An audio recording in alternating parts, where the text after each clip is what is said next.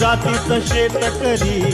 खातो कष्टाची भाकरी आम्ही जातीचं शेतकरी खातो कष्टाची भाकरी आम्ही जातीचं शेतकरी खातो कष्टाची भाकरी